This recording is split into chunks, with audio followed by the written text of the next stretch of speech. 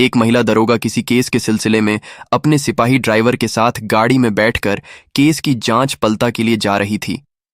दोपहर का समय हो रहा था तो महिला दरोगा को भूख लगने लगती है, तो वह अपने ड्राइवर से कहती है कि यहाँ जो पास में ही होटल है वहीं खाना खाकर आगे चलेंगे, क्योंकि कुछ पता नहीं है तहकीकात में कितना समय लग जाए, शाम भी हो सकती है और मुझे भूख लगी है, तो आज खाना हम होटल पर ही खा लेंगे। तो वह महिला दरोगा जैसे ही होटल के अंदर दाखिल होती है तो क्या देखती है कि एक व्यक्ति झूठे बर्तनों को मांज रहा है, उन्हें धोकर साफ कर रहा है। अब जैसे ही उस व्यक्ति के चेहरे को महिला दरोगा देखती है तो उनके होश उड़ जाते हैं, उनके पैरों के नीचे से जमीन खिसक जाती है और आंखें भर आती हैं। वह जोर जोर से वहीं सबके सामने रोने लगती है। नमस्कार, आदाब।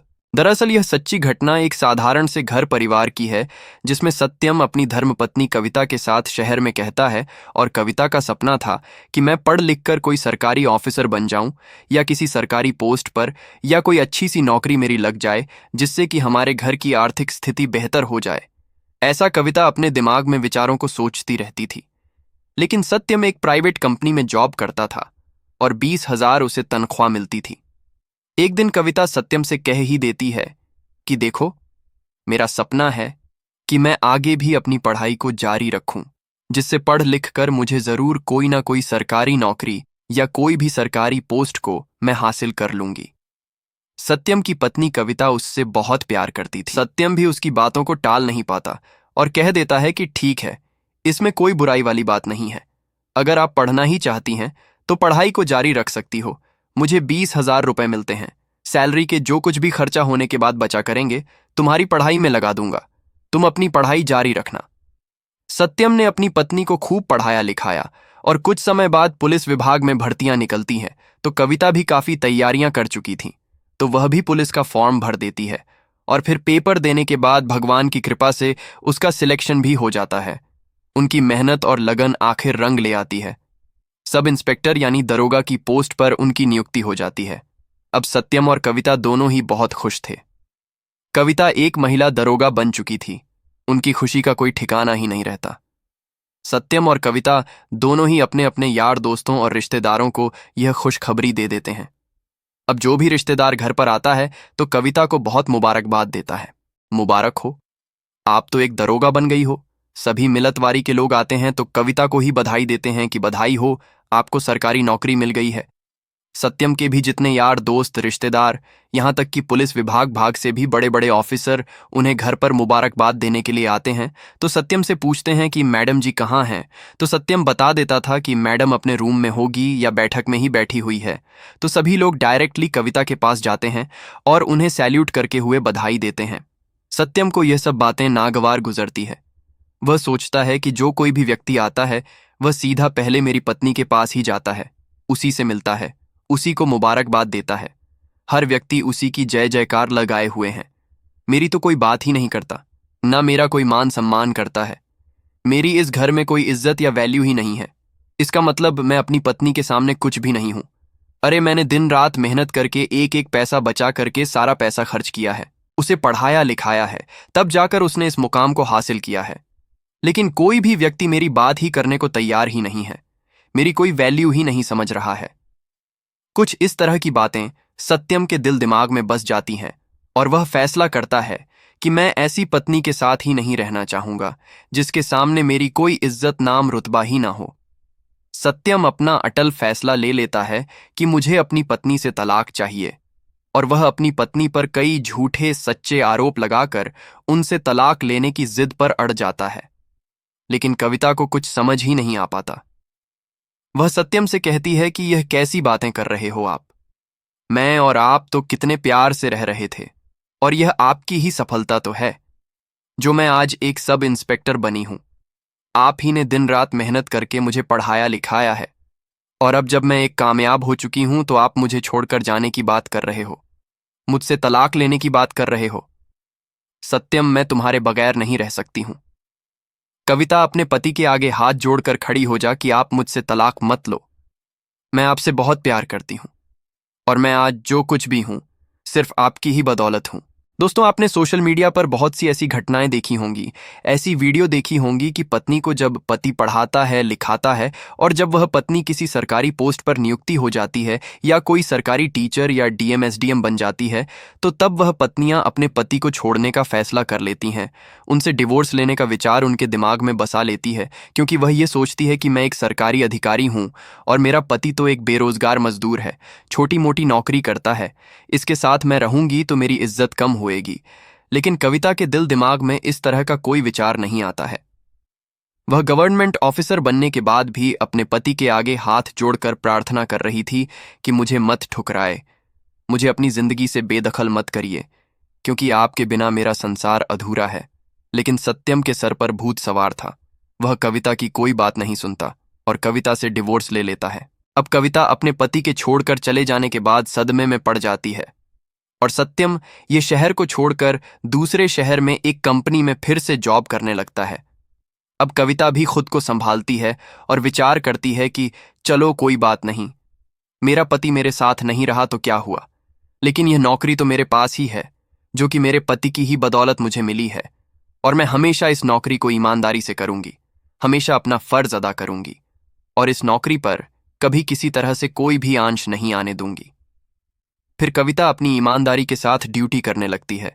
2 साल के बाद कविता का ट्रांसफर होता है और संयोग से उसका ट्रांसफर उसी शहर में हो जाता है जहां सत्यम जॉब करने के लिए आया हुआ था। तो दोस्तों, कविता एक दिन किसी केस के सिलसिले में अपने सिपाही ड्राइवर के साथ गाड़ी में बैठकर केस की जांच पड़ताल के लिए जा रही थी। तो दोपहर का समय हो गया था, तो उन्हें भूख लगती है। वह अपने सिपाही ड्राइवर से कहती है कि यहीं कहीं आसपास में कोई खाने का होटल होगा तो गाड़ी को रोक लेना, भूख लगी है, खाना खाकर ही आगे चलेंगे, क्योंकि पता नहीं तहकीकात में कितना समय लगेगा, शाम तक भी लौटना हो सकता है, कुछ कहा नहीं जा सकता, इसीलिए पहले खाना खा लेते हैं। तो ड्राइवर थोड़ी आगे चलकर एक होटल के आगे गाड़ी को रोक देता है। कविता होटल के अंदर जाती है तो क्या देखती है कि उनका पति सत्यम, जिनका उससे 2 साल पहले तलाक हो गया था, वह इसी होटल में झूठे बर्तनों को साफ कर रहा है, उन्हें धो रहा है। अपने तलाकशुदा पति को इस स्थिति में देखकर कविता के होश उड़ जाते हैं। उनके पैरों तले जमीन खिसक जाती है और आंखों से आंसू बहने लगते हैं। अब जब सत्यम अपनी पत्नी को देखता है तो मारे शर्म की अपनी गर्दन को पैरों में दबा लेता है और वहीं एक जगह बैठा रहता है। उसकी हिम्मत नहीं हो पाती कि वह वहां से खड़ा भी हो जाए, तो कविता ही उनके पास जाती है और उसके पास बैठकर रोते हुए अपने पति से कहती है कि जब आपने मुझसे तलाक लिया था तो आप एक प्राइवेट कंपनी में अच्छी खासी जॉब करते थे और 20,000 महीने का कमा रहे थे, और अब तो तुम अकेले भी हो या तुमने किसी और लड़की से दूसरी शादी कर ली है। तो सत्यम भी जवाब देते हुए बोलता है कि मैंने कोई शादी नहीं की है। तो कविता पूछती है, तो ऐसी क्या मजबूरी तुम्हारे आगे आ गई थी, क्या दुविधा थी जो कि तुम इस होटल में बर्तनों को साफ करने का काम करने लगे हो? क्या मजबूरी थी, मुझे बताओ, तुम्हारे साथ क्या समस्या है? अपनी पत्नी के मुंह से यह बात सुनकर सत्यम की आंखें भी भर आती हैं। वह भी रोने लगता है और बताता है कि मैं जिस कंपनी में पहले जॉब किया करता था वह शहर ही मैंने छोड़ दिया था, क्योंकि उस शहर में मुझे तुम्हारी याद सताया करती थी। तुम्हारे साथ मैंने उस शहर में बहुत हसीन पल बिताए थे, तो मुझसे वहां रहा नहीं गया और मैं यहां दूसरे शहर चला आया। यहां भी एक कंपनी में जॉब मिल गई थी, लेकिन कुछ दिन बाद मेरे पैर में चोट लग गई थी और जब मैं छुट्टियां लेकर कंपनी से बाद में नौकरी के लिए गया तो मुझे नौकरी पर ना रखा गया। मैं बहुत परेशान हो गया और लौटकर अपने रूम पर ही आ गया था। कुछ दिनों पर रूम पर ही फ्री रहा तो जो कुछ भी पैसा कमाया हुआ था सभी पैसा मेरे खर्चों में, दवाइयों में लग गया। लेकिन उसके बाद मैं दर दर भटकता रहा, कहीं कोई नौकरी ना मिल पाई और एकाएक पैसे के लिए मैं मजबूर हो गया। पेट भर खाना खाने के लिए भी पैसा नहीं बचा था, तो मैंने सोचा कि जिंद रहने के लिए खाना तो खाना ही पड़ेगा और मुझे मजबूरी में इस होटल पर ही आना पड़ा। यहां आया तो मैनेजर से बात हुई। उन्होंने बताया कि यहां तो सभी कामों पर लड़के लगे हुए हैं, कोई काम अभी ऐसा नहीं है जो तुम कर सकते हो। हाँ, लेकिन एक काम है, अगर करना चाहो तो यहां झोटे बर्तनों को साफ करने वाला कोई नहीं है।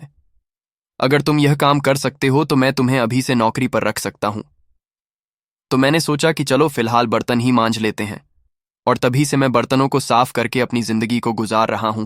और इतना कहकर वह फूट फूट कर रोने लगता है तो कविता उससे कहती है कि कितना समझाया था मैंने तुम्हें कि तुम मुझसे तलाक मत लो, लेकिन तुमने मेरी एक ना सुनी और तुम तलाक लेकर ही माने। मगर मैं तुमसे दरोगा बनने से पहले भी इतना ही प्रेम करती थी जितना कि दरोगा बनने के बाद कर रही थी।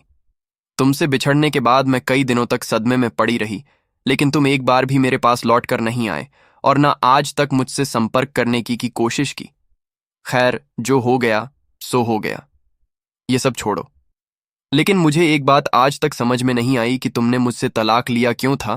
क्या गलती थी मेरी जो मुझे इतनी बड़ी सजा तुमने दी? तो सत्यम बताता है कि जब तुम दरोगा बनी तो जो कोई भी तुमसे घर पर मिलने के लिए आता, तुम्हें बधाई देने के लिए आता, तो वह सिर्फ तुम्हें ही मान सम्मान देता था, तुम्हें ही मुबारकबाद देता। मुझे कोई कुछ समझ ही नहीं रहा था। यह सब देखकर मुझे बहुत शर्मिंदगी महसूस हो रही थी। यह बात सत्यम के मुंह से सुनकर कविता कहती है कि तुमने बहुत ही बड़ी गलती कर दी है, बहुत बड़ी तुमसे यह गलत फहमी है। अगर आपको यही लग रहा था कि तुम्हारी इससे इज्जत कम हो रही है तो आप मुझे सिर्फ एक बार बता देते, मैं तुम्हारी खातिर यह नौकरी भी छोड़ देती, लेकिन आपको खुद से कभी दूर ना होने देती। मैं आज भी आपसे उतना ही प्यार करती हूं जितना कि पहले करती थी। सत्यम, अब तुम ये बर्तनों को मांजने का काम बंद करो, और अगर आपकी इजाजत हो तो मैं एक बार फिर से आपके साथ रहना चाहती हूं। मुझे फिर से अपना लो सत्यम। और वह उसके गले लगकर रोने लगती है। तो सत्यम अपनी पत्नी से कहता है कि अब आप मेरे साथ कैसे रह सकती हो, क्योंकि मैं तो आपके काबिल ही नहीं हूं। तो कविता कहती है कि आप मेरे काबिल पहले भी थे और आज भी हो, लेकिन आपकी गलत फहमी और गलत सोच की वजह से हम दोनों बिछड़ गए हैं।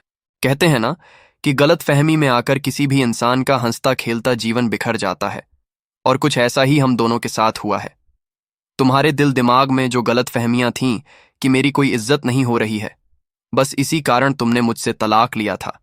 लेकिन ऐसा कुछ भी नहीं है। मैं डायरेक्ट सब इंस्पेक्टर बन गई थी, इसीलिए सभी लोगों की निगाहें मेरे ऊपर थीं और सभी लोग मुझे बधाई दे रहे थे।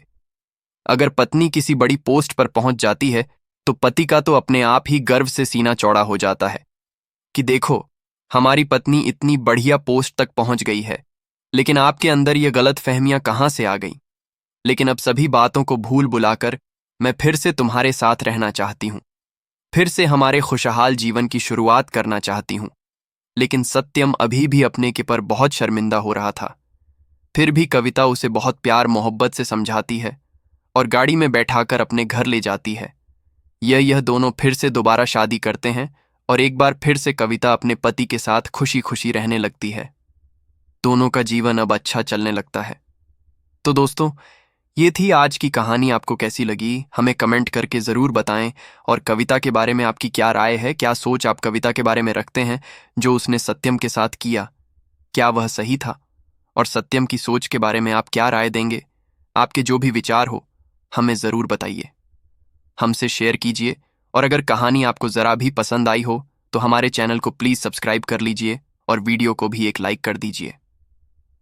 मिलते हैं एक नई कहानी के साथ, तब तक के लिए धन्यवाद। जय हिंद।